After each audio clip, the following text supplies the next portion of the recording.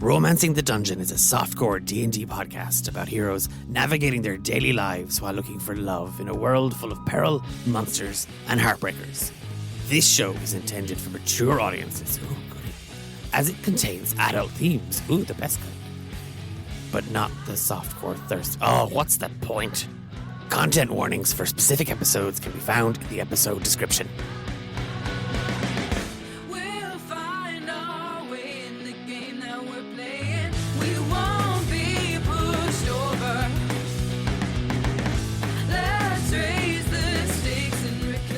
So, my bad, but I didn't listen to the last episode. Could somebody catch me up?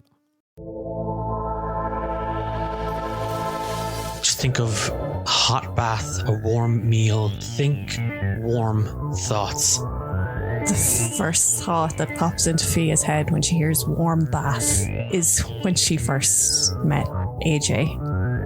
Does this matter to you? Yes. You're most welcome to Bed Bath and Beholder. I'm Cece. This is Sissy.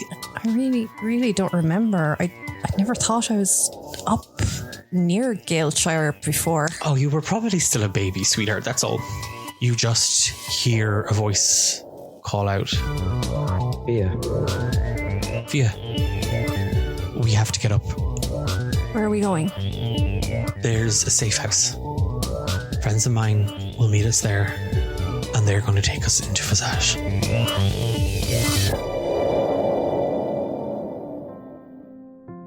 For now, yes.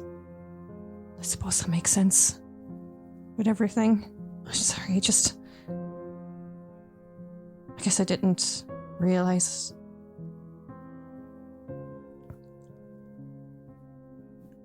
Come on. And she grabs her pack and she kind of puts it over her shoulders. I do the same, and I take up the two daggers and I sheath one into my side and then one into the inside of my left ankle as well. She moves swiftly down the stairs and you don't see any sign of Cece or Sissy at all. That's kind of curious. It does kind of pique my interest, all right. And I do look around as if I'm looking for them and stuff as well. What's the matter? I never mind, it's okay. She moves to the front door and you see her sort of very quietly, very quickly move the wooden lat, and she unlocks the door very, very deftly. It clicks for Fia that we're sneaking out now. She looks at you, she opens the door, and she slips out. She had told you were leaving at first light. That's still some time away. It's still dark beyond. You can still see the lights of Galeshire City in the distance, twinkling. I just follow straight behind her. You watch as she slips down off of, she slips out of the doorway, down that path, and again she pulls her coat up around her and she closes it, and she just gestures left as she slips down the hill and then immediately off the road and into the snowfields. I follow her as well. I make sure to, as I'm walking, I don't know if there's any snowfall or that happening, but my feet are going into where she's already made imprints in the snow.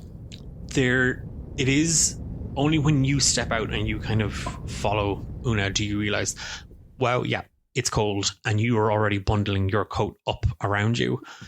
The wind, it's not as strong as it was a couple of hours ago, but it is sort of breezing a powder of snow around.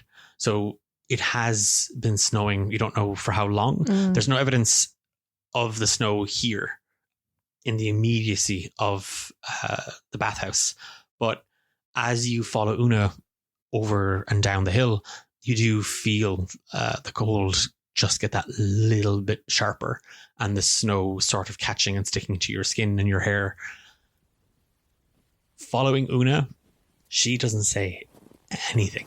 for the longest while. And you are sort of trying to keep up with her steps, but it's a thing of she gets so far through the fields and she stops and she looks back to wait for you to kind of catch up. You do get a sense of frustration from her. But it's something she's not expressing. Like, she's obviously, the speed at which you're going is the speed that you can go in your current state, but she's sort of a handful of times now, particularly as the sky starts to brighten, you see she even kind of grabs at you a couple of times, and it's that thing of she kind of half drags you with her a couple of steps.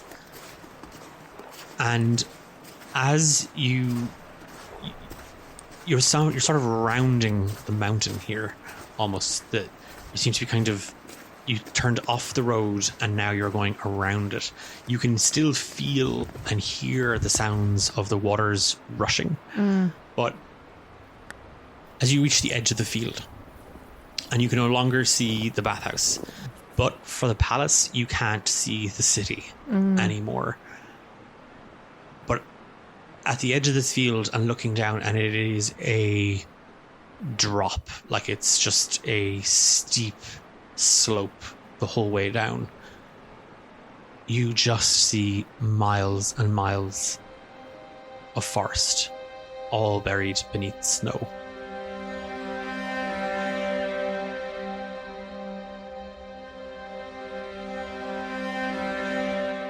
My eyes go kind of wide in like in a sense of, oh, this is really going to take so long, and almost like guilt in how long it's going to take, realizing how slow I am in comparison to how I usually am as well, kind of washes over me right now. And then I also feel this disconnection from Una at this moment with just her, I guess, her being unsatisfied with how quickly I'm moving. It's like she had also kind of stopped again to kind of wait for you to catch up, seeing you reach and then kind of almost out of breath even. She waits a moment or two longer than she had before. What's the matter, Via? Sorry, I'm still quite tired. I'm not fully back to myself yet. It's fine. And you pick up on the sharpness. Yeah, I could feel the shortness there. It's going to take a little bit longer to get to the safe house. I was hoping to make it in a day's journey, but we may not have that. And you see her kind of looking around a little bit.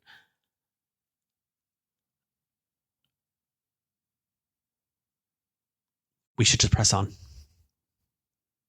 Okay. And she kind of, this time she lets you walk ahead of her. Pace. Yeah. Yeah, okay. I do walk ahead, but every now and then look back at her to like confirm I'm heading in the right direction, because I don't know what direction we're going in. So just look back at her to like just confirm yes or no, or do we need to go more left, or do we need to go more right, or... She doesn't really... The couple of times that you look back to try and engage her, you see that she's looking around as well. Like she's scouting. Yeah. She's an eye on you and an eye on the direction you're going in, but she's looking around her as well. And it is that thing, Fia, when she doesn't actually correct you at all, because it is just a slope down. And you're careful of your footing. A couple of times you hear her, like when you look back, you see that she's actually stopped, and she's kind of almost kind of taller, like she seems to be kind of standing up a little bit, just trying to get a better survey. And then she kind of catches up to you. After some time, and after you finish the kind of the climb downwards, you see that here at the base of this slope, there's a clearing. And in the distance, you can see the tree line for the frost wilds. And Una just kind of has kind of now caught up to you. And just before you press on, she stops you. And she kind of puts a hand in front of you. Tread very carefully. Hearing that, it puts Fia on high alert, and she's now very aware of her surroundings. Una kind of drops low, and you see her hands kind of searching through the snow, and she just pulls a lump of rock with some ice and dirt on it, and she bounces it across the clearing in front of you. And when it does, you hear the stone actually bounce and slides. There's a bank of snow hiding a frozen body of water. Okay. And you hear the odd kind of cracking of ice. Slow and calm. Can I, now that she's done that, can I see, is there an edge at all? You were 1 foot away. Yeah. Okay. Is there a way, like, do we have to cross over it? Or is it like a little pond, or is it like a... No, it's bigger than a pond. It's not quite a river. It's like a small mountain lake. Okay. And the quickest way, obviously, would be is across. Yeah. Right. Are we anywhere near... When it comes to the lake itself, like, is it we're going straight across the middle, or is it we can kind of follow the side of it a little more where the ice is thicker? She's cutting across. Straight across. Okay. Yeah.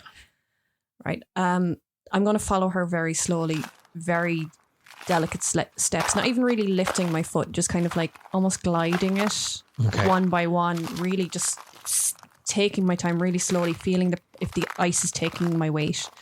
She's kind of doing something similar. And as she kind of hears you kind of put a foot on the ice behind her, she kind of looks back, and then she kind of presses forward, seeing that you were kind of mimicking her footsteps. Whether you copied her or whether you just knew, the thought doesn't even come to her mind, but she's also kind of half skimming the ice with those steps. I'm also making sure not to walk behind where she is as well. Yep. I'm walking more to the side, so we're not walking over the same part of the ice where there's a possibility of adding more pressure. It'll make it crack easier. Give me an acrobatics check. Acrobatics, okay. 11. Okay. I finally get to use these dice. These are metal dice I've had for Una for a long, long time. They're really pretty. Okay, 10 for Una.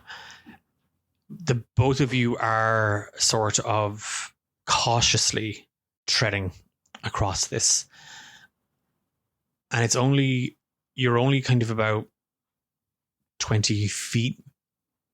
You can see the other side, like it is probably only another 65, 70 feet, kind of as the crow flies. But there's a moment where you see Una hesitate as she puts a foot down, and there's a very audible crack, and you hear kind of a slosh of water. Fia. And she looks over her shoulder, she gives you an eye, and she vanishes into a plume of smoke, and you see her appear on the other side of the lake. Oh shit. Okay, so, and how's the ice under me? As you see her vanish, and she kind of calls out to you, and it all happens in that one moment, the ice is now splintering. And it's 70 feet away? Mm-hmm. Right. My Blessing of the Raven Queen only takes me 30 feet. Okay. So what I want to do, if I can use it to get to the edge of the lake, not even if I get closer to her, whatever edge of the lake is closest to me. So you're just going to try and teleport straight in front of you. To whichever edge is closest to me, just to get to thicker ice, if you get me. So whatever the shortest distance is to an edge, whether it's I have to go back on myself or I have to go to the side, or... at this point, you can either go back, or you can go. I mean, you can go in any of those directions, but if you go back, you're going to be right back where you started, and it's going to take you ages to cross the lake. Do you know what I'm going to do? I'm going to bonus action manifest my echo 30 feet away from me. Mm-hmm. And then what I can do then is for every bonus action, I can swap places with it. Okay. And then I'm going to move it ahead of me again and swap and move and swap to get to where I am, because the Raven Queen won't get me. So you're saying at 70 feet won't get me there? Yeah. So I'm not moving. The echo's doing all the movement for me. Okay. So give me an acrobatics or athletics check because as you manifest and move and you kind of blink into where the echo was. Yeah. It's that thing of the ice underfoot is 7. You see Una vanish, and it's that thing of, wait, what? And then immediately it kind of sinks into your head. You just see her reappear on the bank of the lake. Yeah. And again, about 70 feet away from you, you don't know how she's able to go that far. But you kind of go to lunge forward, and the echo of you sort of blinks into place, rushes across the ice, and then immediately you swap places with her. And another echo of you, as she hurls into smoke, another echo kind of just broils out of you like fog. And as you go to move and you press down, you just feel the ice slip and dip below the water. Yeah. And everything spins as you go to manifest, and the echo just explodes and you slip below the water. And immediately you feel your whole body just yanked by currents downwards. I think as soon as I feel the currents just kind of completely reactionary, I use Blessing of the Raven Queen to bounce out of the water and closer to... I know I'm not going to make it the full way, but it's been hit by that cold water, the shock, and I'm just like, whoomp, trying to whoomp myself out of it. With the Raven Queen, you have to see where you're going. Yeah. So you can bamf up onto the ice again, but you can't bamf. Okay, I suppose that's the only thing I can... because my echo didn't manifest again. No, right. That's the only thing I can do. Yeah. Yeah, it's as you kind of feel your whole body being pulled down and the weight of the water and the force of it just sort of dragging you. Yeah. You something in you just clicks, and it's not the echo. It's the darkness around you, and you just feel these eyes on you. And you force yourself up as your whole body is whipped through darkness and smoke. You land on that same platform of ice, and with your weight, it's sort of skimming and bobbing. You are soaked through, and as you gasp for air, you feel 2 hands on you as Una looks you dead in the eye, and you are hurtled through smoke and shadows. Give me a wisdom saving throw. God. 17 is my lowest. You swap with Una. Where you were a moment ago, on the ice, you felt Una's hands on you, and you are just pulled away from the ice as you feel it kind of crack beneath you. And for the faintest of moments, there is that sense of, this has happened. I know this. I feel this. This has happened to me before. Yeah. And Una is kind of next to you, breathing heavily. Both of you sort of crumpled in the snow. You are soaked through, and whatever warmth the clothes were providing beforehand is gone. Yeah. I start taking the coat off, and because that's the one thing, is like taking these off to like wring out the water so it's not stuck on me. Because otherwise that coldness will just seep in. So I start taking these off and like just wringing them out and getting rid of that moisture as much as I can. Yeah. Una is kind of trying to help you as well. She's kind of pulled it away, and she's trying to like help as much as she possibly can. Are you okay? The ice, it just... I'm sorry. It's Fia, it's fine. You're okay. And like she's trying to pull the armor off of you. It's okay. It's fine. I'll do it. What's your passive perception? 20. As she's helping, and you kind of pull away, it is that thing where you kind of half fall back into the snow, and with kind of the coat kind of up around your head, you see Una clearly pick something up from the snow and put it in her pocket. Right. I kind of look down at myself and see like my pouch still on my thing. On my armor. Yeah, checking the pocket. The pouch is on your belt. It's there. It's wet. Okay. I don't know what could have been in my pocket then that she took. So I didn't put anything in my pocket, so I don't know. Okay. Noted. We have to get you warm. Come on. With you sort of struggling with the wet clothes that are on you, as wrung out as much as they possibly can, they're still wet.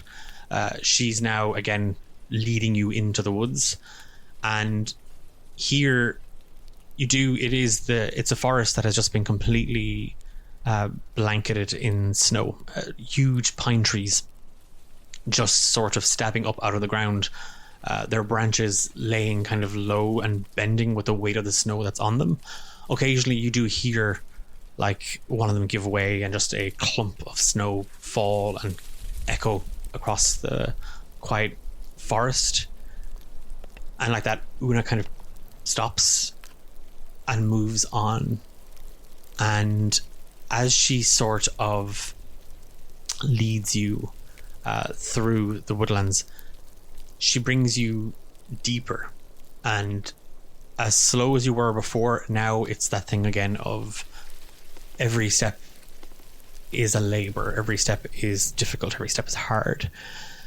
She brings you like deeper and deeper into the woods, only to stop as you start to see kind of the sun in the sky is now kind of, it's about noon, and you found yourselves kind of in a small clearing with an overhang of rock.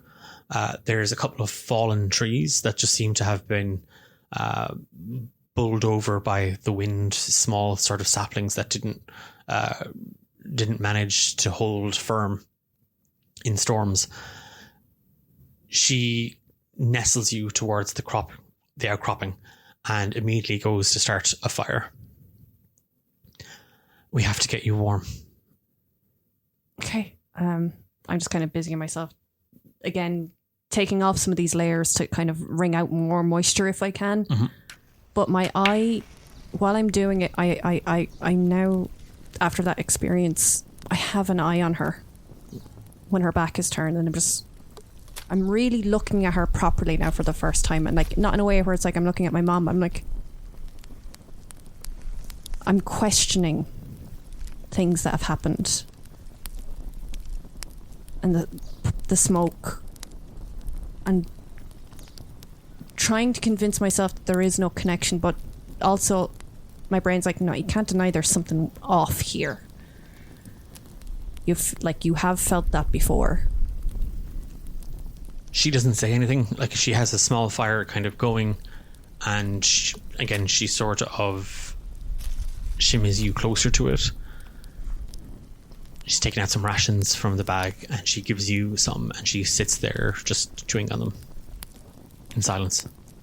I do the same. I don't try and make any conversation. I'm just running through my own thoughts right now.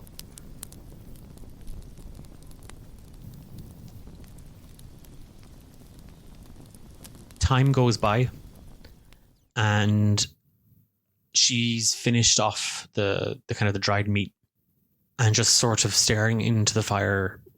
And it's a small, low little flame that she's got going. It's barely giving any warmth, but it's better than nothing.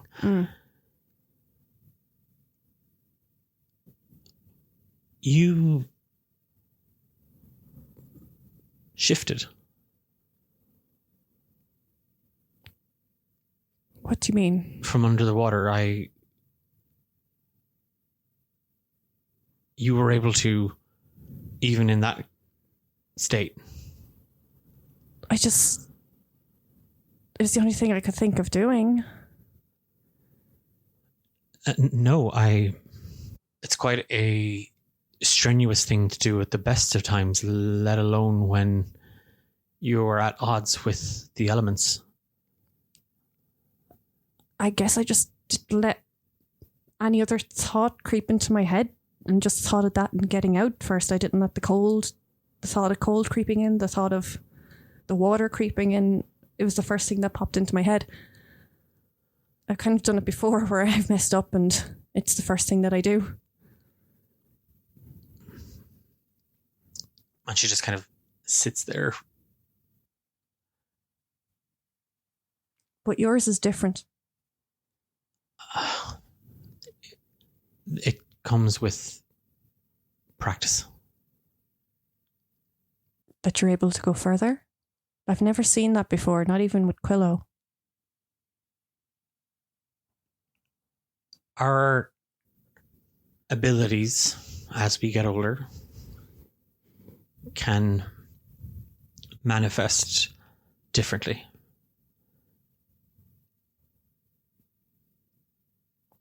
Can I insight check that? Yeah. God damn it. It's a 10. She's definitely holding something back. You're not sure what, but she's definitely uneasy in this conversation. You don't really seem like you want to talk about it. Because I don't. So let's not. Are you good to keep going? Sure, okay. That kind of puts another knock up in Fia's wall against her. You see kind of Una stand, and for the last couple of hours, you've seen kind of a change in her. Like she's gone from being quite... She's gone from warm to nearly tactical, I suppose. Yes, yeah. it's that thing. It's like a switch has gone. Yeah. That warm and protective nature is now... She's still protective, but she's way more sort of calculating. She's way more sort of cold about it. She kind of stands up. And I see, for me, it feels like there's a little level of annoyance there with Fia and how she's not able to keep up as well. Oh, yeah. There is that. She's struggling to hold on to the fact that you're her daughter and you are after going through something awful. Yeah, this is coming through. Yeah. Yeah. She stands up and kind of puts the fire out, and then you see her freeze. I don't move and just listen.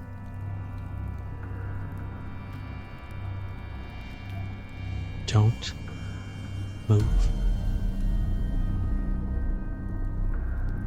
And you see her eyes kind of look to you, and then she gestures very, very faintly over her right shoulder.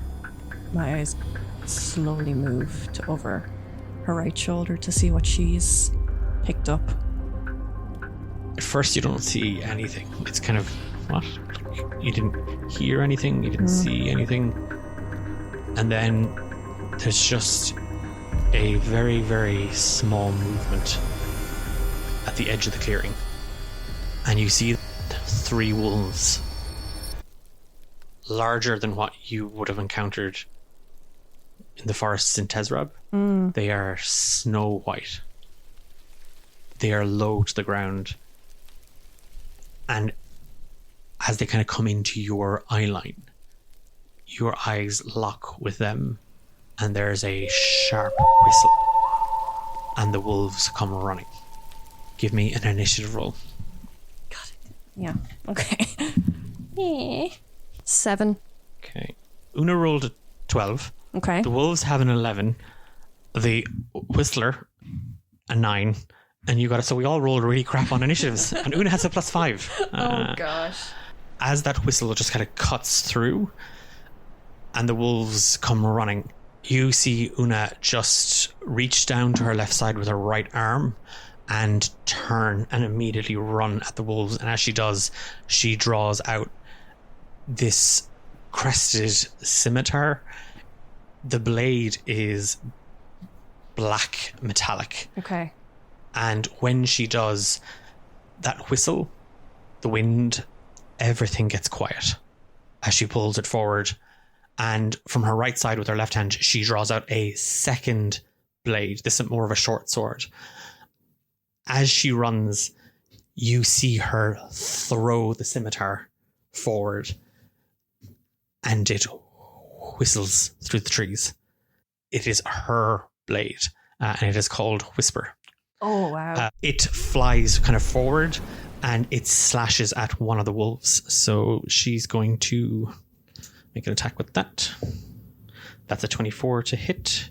The blade, as she kind of throws it forward, she didn't throw it like you would a dagger. Like an overhand or anything. Yeah, it's almost like she half kind of tosses it into the air.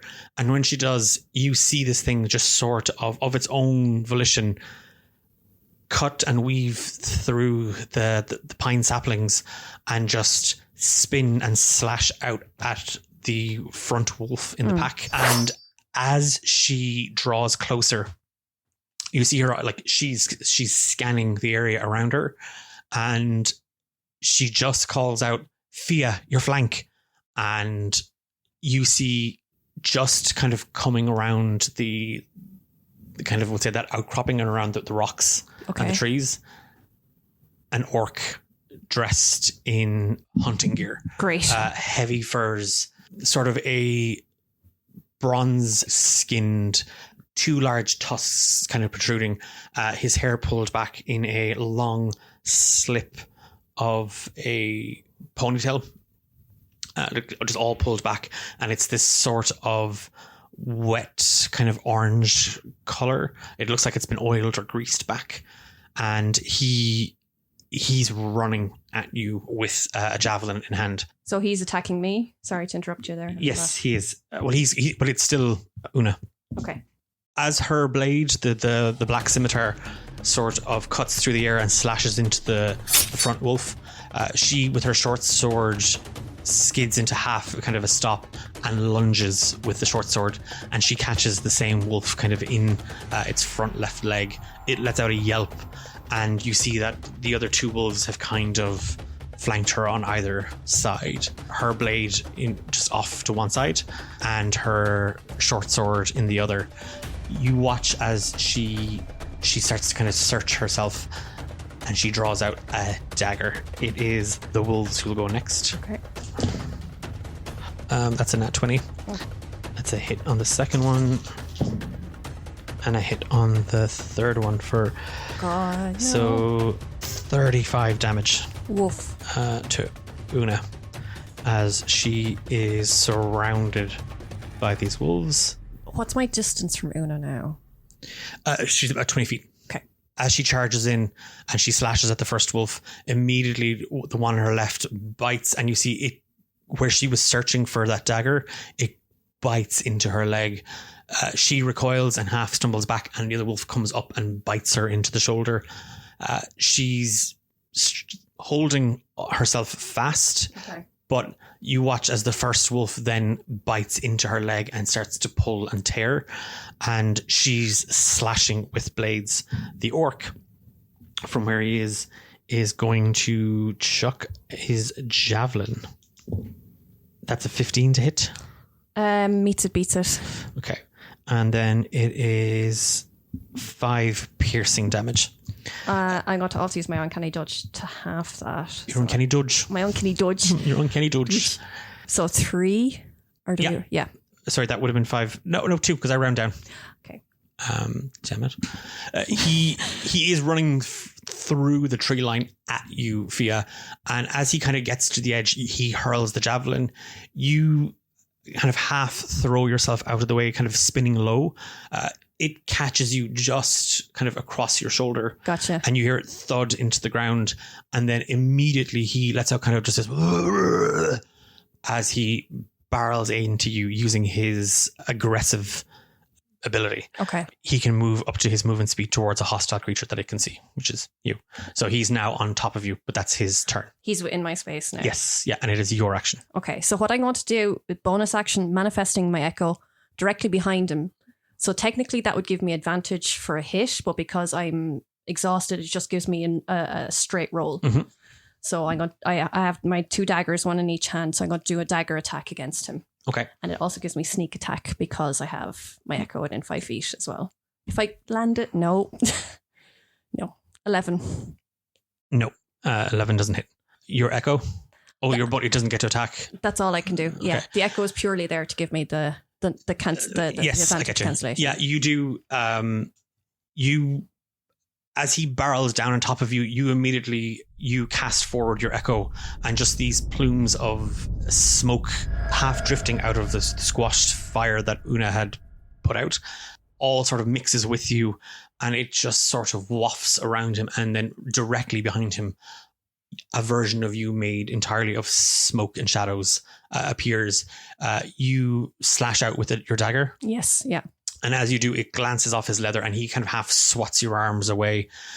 You see, like, now that he's on top of you, his full presence, he's barreling in at about like 6'4", 6'5", quite a muscular, heavy, barrel-chested fella, and he has pulled his great axe out. Great. You've bonus actioned. That brings us to Una. Una kind of glances over her shoulders and she sees, you've got a cut, but with the orc on top of you, surrounded by the wolves, she turns her attention. She takes a breath inwards and then exhales. And through the snow and the cold air that just exudes out of her, shadows twist and form as she manifests an echo of herself behind the other wolves. What? And she draws up her short sword and her dagger, and she just turns and digs in with both blades on the wolf in front of her. That hits, but not great. On the short sword. Okay. Hits again, but also rolled a 1 on that. Wow. So,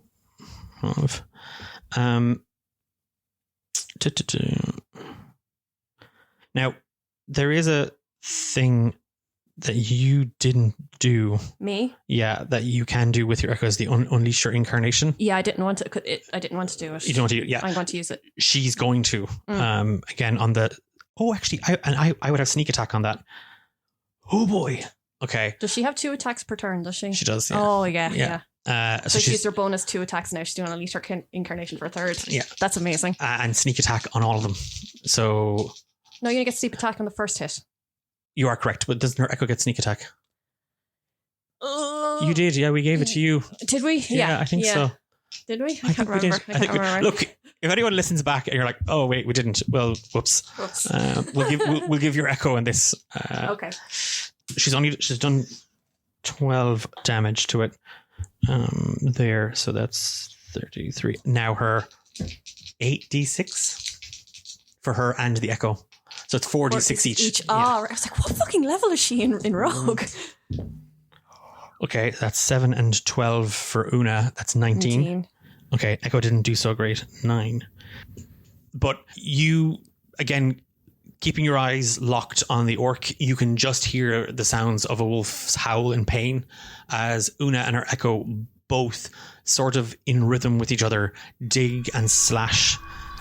Both the other 2 wolves at either side are snapping and biting, but the Echo is able to kind of gracefully kind of dodge, mirroring Una's movements. The wolves are up next, and they are going to go for, well, 2 are going to go for Una, and 1's going to go for her Echo. Okay, the one for Una doesn't hit. Other one for Una. Okay, this one does, and that is 6 damage to Una. And then the one for the Echo Knight, and this is, their AC is 19, isn't it? Mine's 18, yours probably 19 because you're a higher level. Yeah. That doesn't matter because it's a nat 1. for that wolf. Yeah, it goes to bite where the Echo Knight was, but it's gone. Like it's sort of just with the wind catching it up, it just sort of is half danced, blown around in a circle. The orc with his great axe on top of you, Fia, is gonna go for a swing. That is 22 to hit. Oh yeah. And 6 slashing damage only, because I rolled a 3 on my d12. I'm halving that. Okay, so it takes 3 damage. Yeah. And it is your action. So I'm kind of frustrated that I don't have any of my other equipment. I literally just have my daggers. So I'm going to attack with my action, my bonus action, and I'm also going to unleash incarnation. So I'm going to do 3 attacks with daggers against the orc. And 2 of those, yours and the echoes, will have sneak attack. Okay, so the first one is 17. 17 hits. 10 plus 4, 14 on my first hit. Okay. 17 again to hit for another 8. And then a dirty 20 then for my echo. So it's 16 damage. Yeah, it's a very... Because you weren't watching Una, but the pair of you have more or less pulled off that same maneuver of that dig down and slash you with the daggers in hand.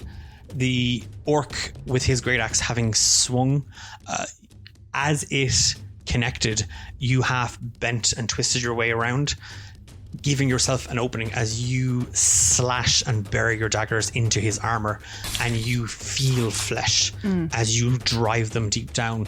Your echo from behind buries both daggers into his shoulders as the pair of you hack into him.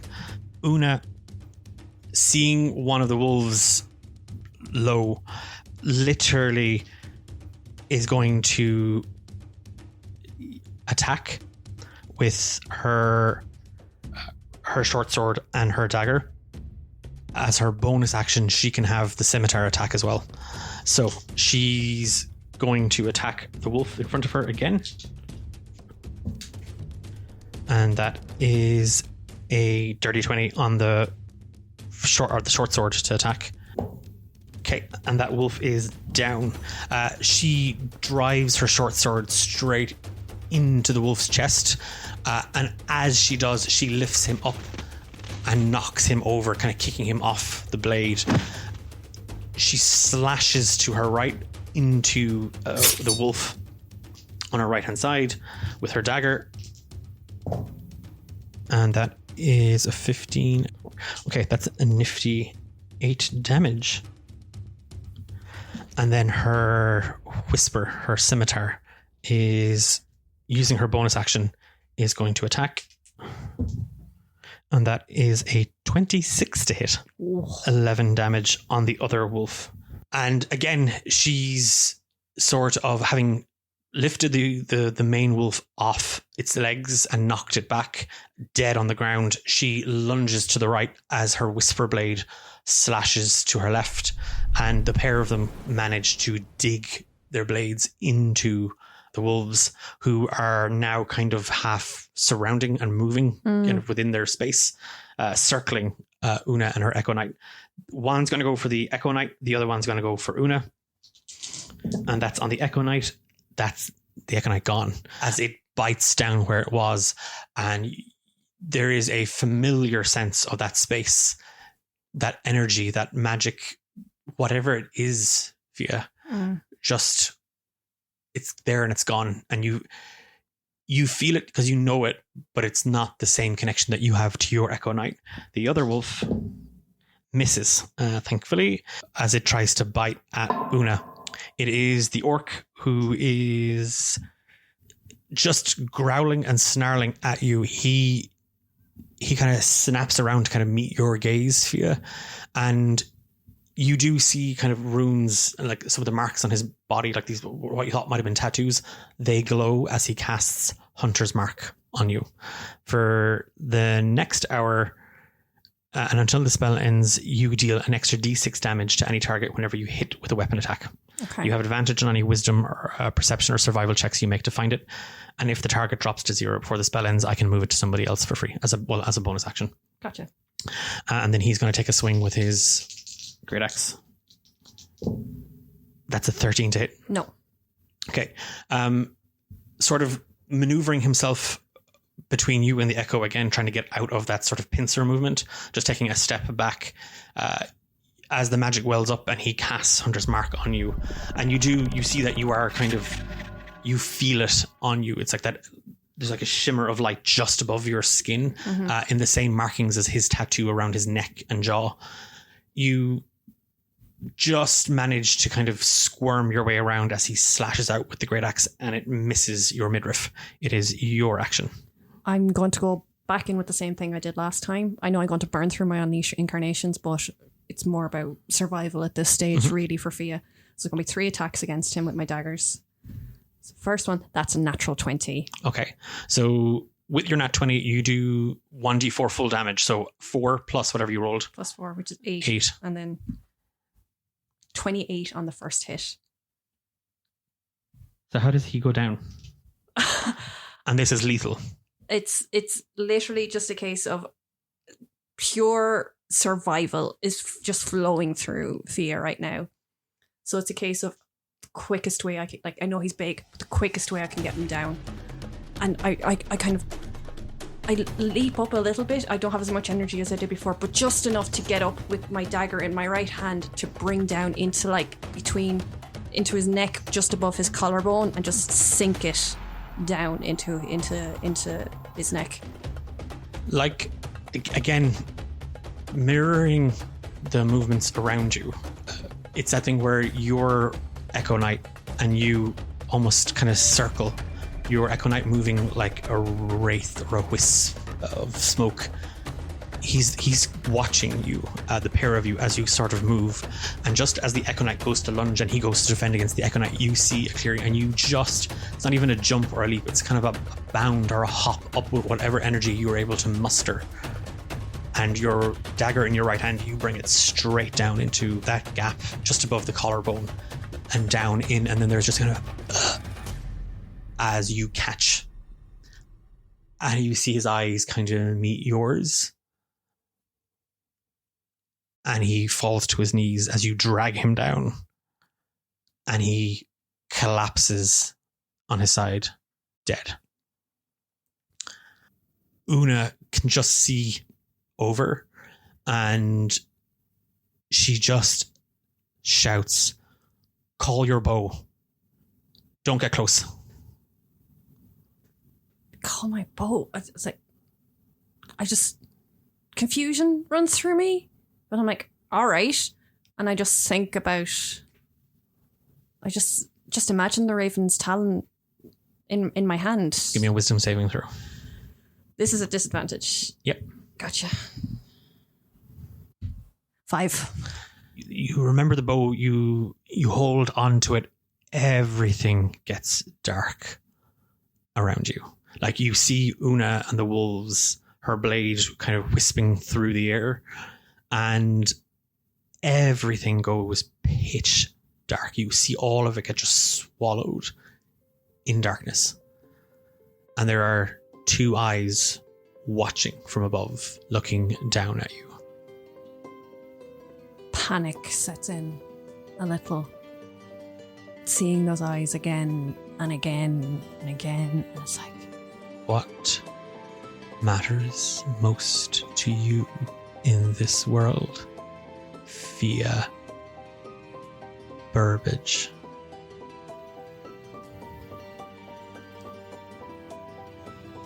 Agelia Steele.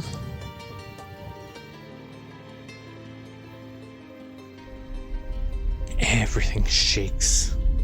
Like you feel that darkness just get closer as it presses down on top of you.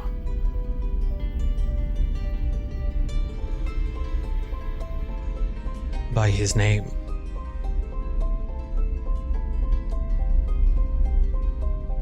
I can give you power. What do you need? I need to survive. And survive you shall. My little one. And the darkness that was kind of encroaching, you start to see it take form. And there is a woman standing in front of you, made entirely of shadows and darkness. And she moves, and as she does, you see a line of shadows, a procession behind her. She takes your hand, and out of the silhouette, you just see a pair of purple eyes look straight at you.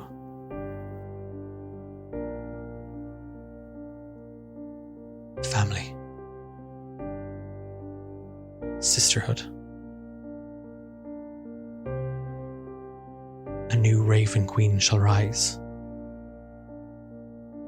And she embraces you.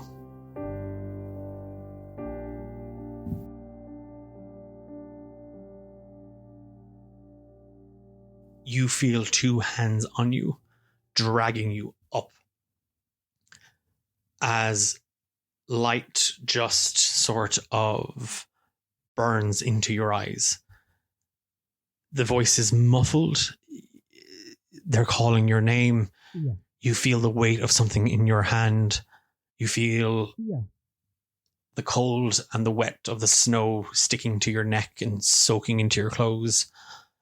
And you just hear Una calling out, Thea! Thea!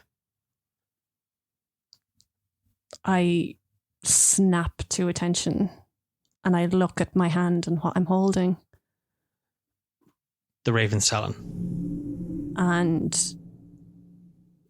it's almost as if slow motion it's coming back into, like, you know, normal time. I unleash Incarnation and I fire my bow at one of the wolves. As you kind of dart awake, and it's that thing of like, oh God, we're fighting.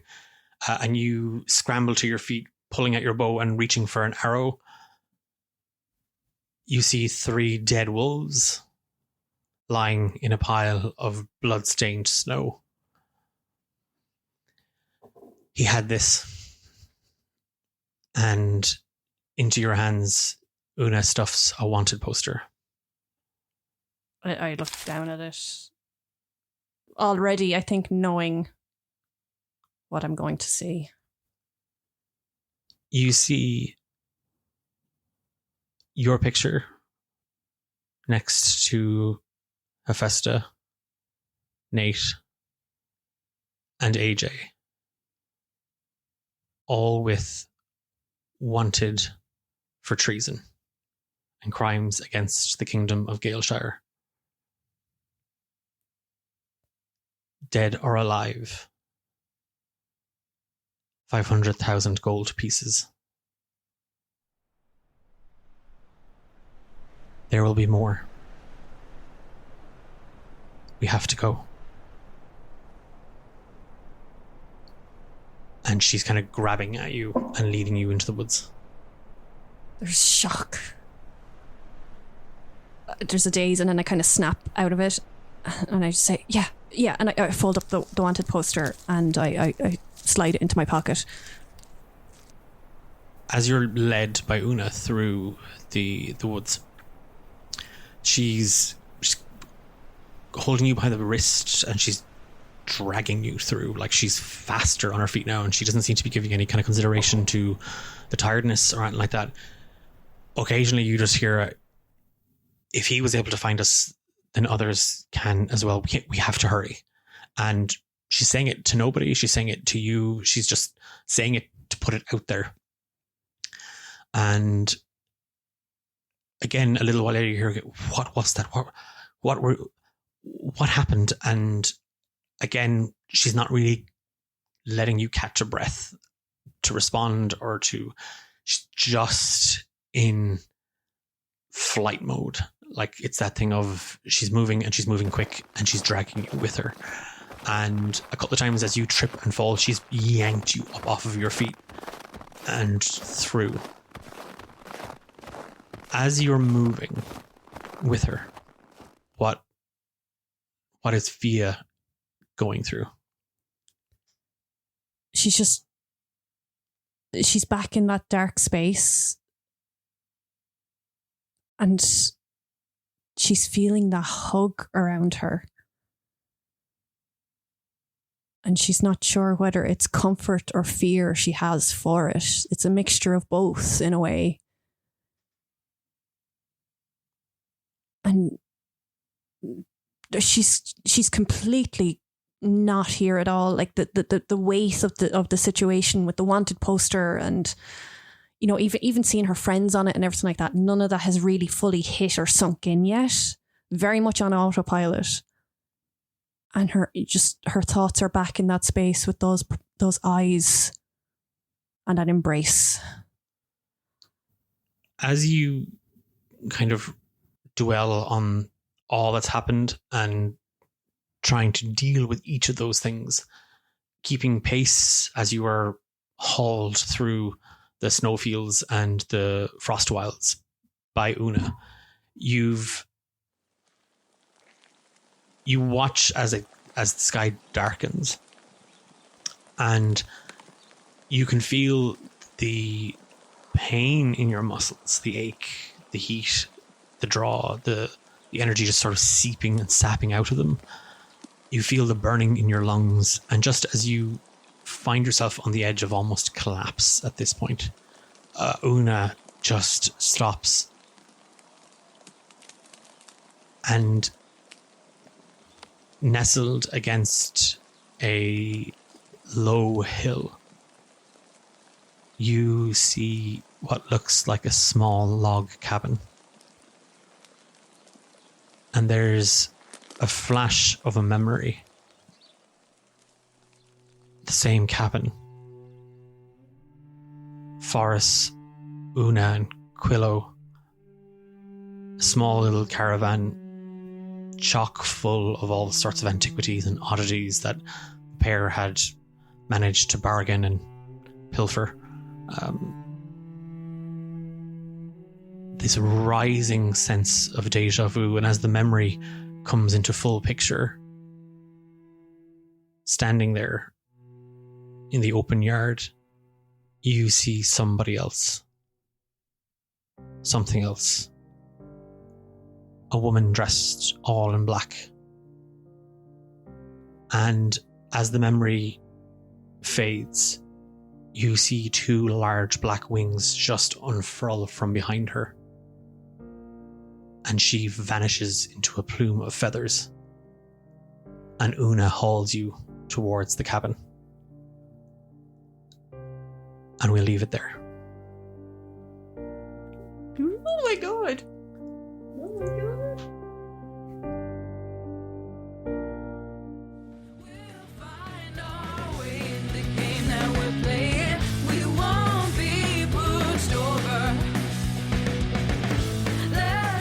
You've been listening to Romancing the Dungeon with Louise as Fia and me, Declan, your Dungeon Master, slowly but surely falling in love with Sneak Attack.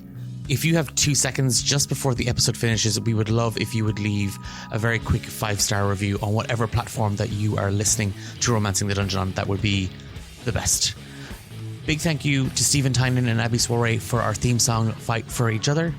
Title card and artwork is from Dahi C Designs. If you want to see more from D8 Dungeon and all the other shows that we've got going, check out our Twitch channel, twitch.tv/D8 Dungeon.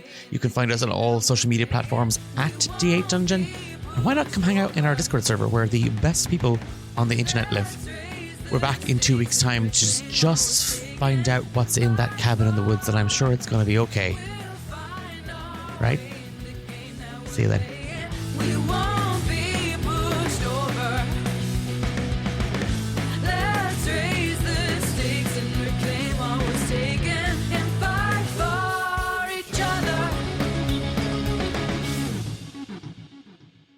I'm telling you, it is just going straight to voicemail. I've been trying her sending stone all day. What do you people want from me? I've already told you. I'll sell Fia down the river. Hey, Fia. Where's the delete button on the sending stone? You can ignore this message. This isn't Roz. This is Hephaestus. Fuck. Trent. I think she'll buy it.